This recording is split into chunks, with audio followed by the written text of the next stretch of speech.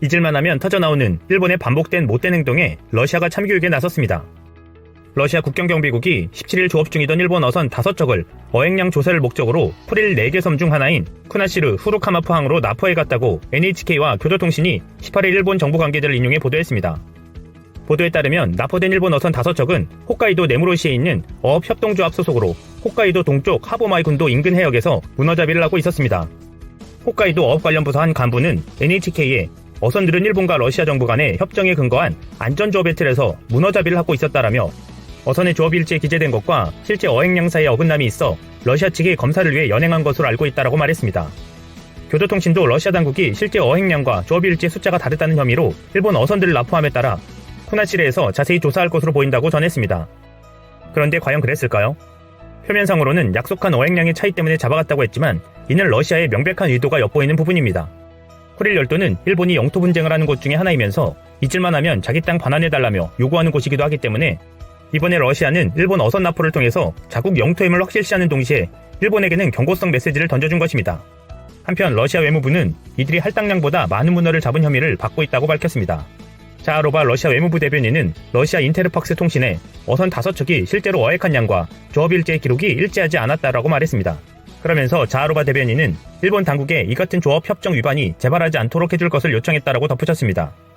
일본과 러시아는 쿠릴 4개 섬 주변 해역에서 러시아 측에 의한 일본 어선 납포 사건이 계속됨에 따라 1998년 안전조업에 관한 협정을 체결한 바 있습니다.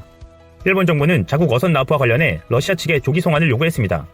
일본 정부 대변인인 스가 요시히데 관방장관은 이날 정례 기자회견에서 일본 어선 5척이 러시아 경비당국에 의해 후루카마 포항으로 납포됐다는 사실을 확인하면서 현재 승무원의 건강에는 문제가 없는 것으로 알고 있지만 계속 정보 파악을 위해 노력하면서 적절한 대응을 하겠다라고 밝혔습니다. 스가 장관은 러시아와 체결한 안전조업 관련 협정을 언급하면서 러시아 측이 우리나라 어선을 연행하는 것은 받아들일 수 없다는 취지로 또 인도적 관점에서 조기 귀향을 요구하는 취지로 러시아에 제기하고 있다라며 선원과 선박이 조기 귀향할 수 있도록 러시아 측에 계속 손을 쓰겠다라고 말했습니다. 그는 일본 어선의 불법 조업 여부에 대해서는 그런 혐의를 받고 있다는 정보가 있지만 현재 사실관계를 확인 중이라고 덧붙였습니다. 러시아의 이러한 지능적인 행동으로서의 압박이 영토 분쟁을 만들어 이슈화하려는 일본에 따끔한 일침이 되는 모양새입니다. 는 세계 반도핑기구 WADA로부터 4년간 주요 세계 스포츠 대회에 출전 정지 처분을 받았습니다. 즉, 당장 2020년 도쿄올림픽은 물론이고 2022년 월드컵에 러시아 국기와 국가를 상용할 수 없다는 의미입니다. 선수 개개인이 자신이 도핑을 하지 않았다는 증거와 함께 결백을 증명한다면 개인적으로 출전은 가능합니다.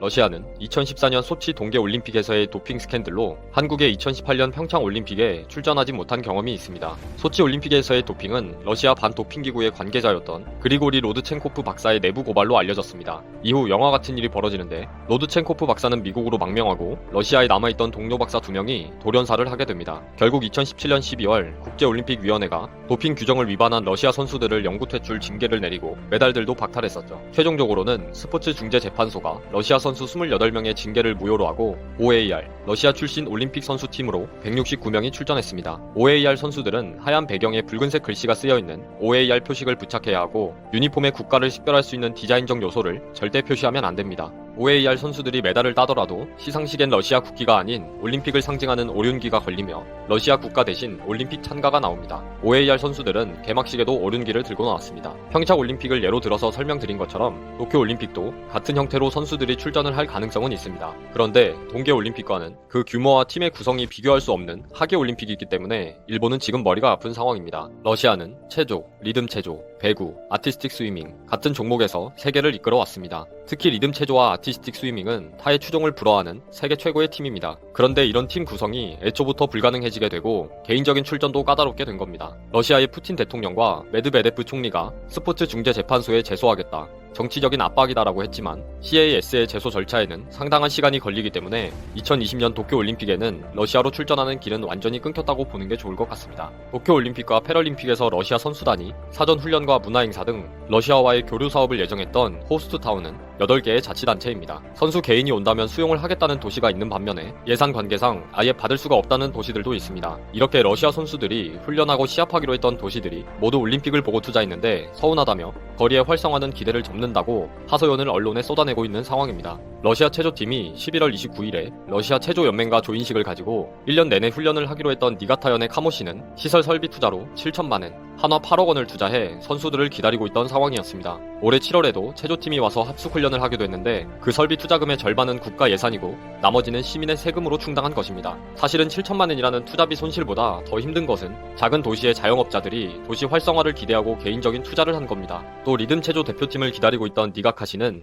이번을 계기로 블라디보스톡과의 교류를 확대하기로 많은 준비를 해놓은 상황인데 골치 아프게 생겼고요. 후쿠오카현 문화카타시도 최종 확정된 소식을 받고 대책을 마련할 계획이라고 입장을 밝혔습니다. 오사카 이케다시는 배구팀의 합숙을 유치하고 교류 행사도 준비했는데 이번 소식을 접한 후에 시 예산 문제로 차라리 포기하는 게 좋겠다고 하고 있고, 이 외에도 홋카이도 네무로시, 이사카와현 등에서도 상황은 마찬가지입니다. 러시아는 지난 2016 브라질 리우 하계올림픽에서 금메달 19개를 포함해 총 56개의 메달을 땄으며 중국에 이어서 4위를 한 스포츠 강국이고, 스포츠에 있어서는 미국과의 라이벌 이미지를 가지고 있을 정도로 선수단 규모가 큰 국가입니다. 게다가 일본과의 지리적 거리가 가깝기 때문에 그동안 전지훈련도 많이 오고 교류도 활성화될 수도 있었습니다. 트럼프하고 골프 치고 시진핑하고 친하게 지내고 푸틴하고는 우통벗고 사냥이라도 다닐 폼이었던 아베의 알랑방구 외교가 또 김 빠지게 생겼습니다. 저의 영상 최근 러시아의 작은 행보가 일본에게 큰 충격을 주었습니다. 일본과 러시아의 영토 분쟁 지역인 쿠릴 열도 4개의 섬 중 하나인 에토로우 섬에서 러시아 정부 주도로 다른 나라와 관광 프로그램을 추진하고 있다는 소식인데요.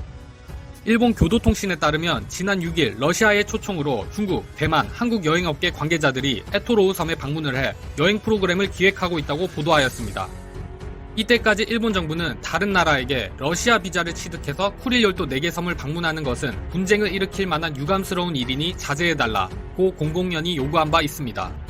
하지만 이번 일로 많은 해외 관광객들이 러시아 비자를 취득하여 쿠릴 열도를 여행할 것인데, 이것은 일본이 수십 년간 쌓아온 노력이 한순간에 물거품이 되는 것입니다. 러시아 비자를 발급받아 쿠릴 열도를 방문한다는 것은 쿠릴 열도가 러시아 영토임을 명확하게 해주기 때문입니다. 일본과 러시아의 쿠릴 열도 분쟁의 역사를 거슬러 올라가면 분쟁 지역은 정확히는 남쿠릴 열도로 홋카이도 섬 바로 앞에 있는 4개의 섬을 말합니다. 1855년 러일 화친 조약 체결로 러시아와 정식 국교를 맺은 일본은 쿠릴 열도와 사할린 지역의 영유권을 놓고 러시아와 국경 분쟁을 벌였고, 1875년 일본은 사할린 지역을 포기하는 대가로 쿠릴 열도를 얻는 조약을 체결하였습니다. 그러나 2차 세계대전 말기인 1945년 소련이 조약을 폐기하고 쿠릴 열도를 점거하였습니다. 현재 일본은 근대 이전 쿠릴 열도 지역의 역사적, 인종적 관련성 등을 근거로 쿠릴 열도 반환을 주장하고 있으며, 러시아는 실효 지배를 주장하며 일본의 주장을 무시하고 있습니다. 이러한 상황에 해외 관광객들이 러시아 비자를 취득하여 쿠릴 열도에 오겠다는 것인데, 홋카이도 섬 바로 앞에서 쳐다만 보고 있어야 하는 일본은 좌절하고 있습니다. 비자 발급을 하도록 놔두면 러시아 영토라고 인정하는 것이나 마찬가지니 러시아에게 크게 항의하였으나 들은 채도 안 하는 러시아입니다. 사실 일본은 이보다 먼저 러시아에게 쿠릴 열도 관광 협력 프로그램을 제시했는데, 많은 수의 일본인 관광객을 유치하여 관광업과 숙박업을 발전시킨과 동시에 가까운 홋카이도 섬과의 지리적 장점을 이용하여 경제협력을 토대로 실질적으로 일본이 좌지우지하는 경제권을 만들 계획이었으며, 이미 700억 루블, 하나로 1조 4천억 원을 투자하였습니다. 하지만 러시아 주도로 다른 나라 관광객들까지 쿠릴 열도를 방문하는 사태가 벌어져 길만 닦아놓은 일본은 충격에 빠졌지만 별다른 대응을 못하고 있습니다. 많은 시청자분들은 일본처럼 강대국이 왜 힘없이 항의만 하고 보복 조치도 못할까? 라고 생각하실 수도 있습니다. 이유는 러시아가 워낙 강한 나라입니다. 표를 보시면 러시아는 2019년 기준 핵보유 6,500개로 1위이며 대륙탄도미사일, 핵잠수함, 핵전략폭격기 등을 다수 보유한 군사력으로는 미국 다음인 나라입니다. 2017년 러시아가 쿠릴 열도에 군사기지를 건설하려고 하자 일본 우익 정치권에서는 수위 높은 비판을 하였는데, 이에 러시아는 핵 전략폭격기 T-9호를 비롯한 5대를 띄워 일본 열도 한 바퀴를 순회하였습니다. 일본에게는 굴욕적인 일이었고 힘의 차이를 느낀 사건이었습니다. 이 사건에 러시아 군사 관계자는 일본의 반응이 이해가 간다. 일본은 러시아가 한물 같다고 생각했다가 상상과 현실의 차이가 엄청나다는 걸 깨달았을 것. 러시아 공군은 언제든 20분 이내에 일본을 지구에서 소멸시킬 수 있다. 고 말했습니다. 복도에 작은 건축물이라도 지으면 난리를 치는 일본이기에 우리에게는 저렇게 약한 모습의 일본이 생소하면서도 보기 좋은 모습이네요.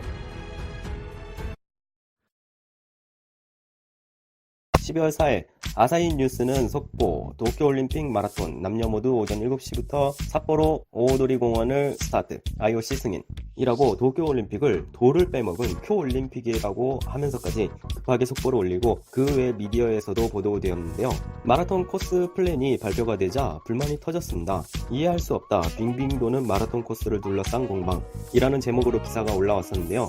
같은 코스를 2번 도느냐 아니면 6번 도느냐 라는 걸로 협의를 하고 있는 가운데 일본인들은 홋카이도는 넓으니 같은 곳을 빙글빙글 돌지 않아도 되지 않냐 라던가 도쿄의 원래 코스는 같은 곳을 도는 것도 아니고 간편하지도 않았다. 삿포로로 옮기니까 갑자기 세계 육상연맹이 자기들 하고 싶은 코스를 고집 피우는 것은 솔직히 이해할 수 없다. 라는 등의 반응을 보였습니다. 코스는 아직 결정되기까지 시간이 걸리겠지만 올림픽까지 시간이 얼마 남지 않은 이 시점에서 어떤 코스로 결정을 내릴지 내려진 결정에도 문제점이 야기되지 않을지 궁금해집니다. 그리고 이것과 함께 대두되고 있는 문제가 있습니다. 역시나 빠질 수 없는 예산인데요. 일본 교도통신은 삿포로시 마라톤 경보 개최로 올림픽 코스 길 보수에 7억엔, 그리고 HTB 뉴스는 구멍이 난 도로 보수에 7억엔 보정 예산 등 이것에 대해 여러 미디어에서 기사를 내놓았는데요. 내용을 보자면 2020년 도쿄올림픽의 마라톤과 경보의 개최지가 된 삿포로시는 9일 코스의 도로 보수 비용으로 9억엔 보정 예상안을 시의회에 추가 제안했다며 선수들이 안전하게 달리기 위해 7억엔으로 도로 보수를 해야 한다고 발표했습니다. 이는 여태까지 들인 금액에 추가로 드는 비용으로 이미 예정된 올림픽 예산을 넘어서고 있는데요. 아직 삿포로로 결정되자마자 나온 금액이라 앞으로 어떤 곳에 얼마나 더 예산이 더해질지 아무도 모르는 일입니다. 말도 많고 탈도 많은 이번 도쿄올림픽, 여태 유례없는 문제점들이 나타나며 세계의 주목을 끌고 있는데요.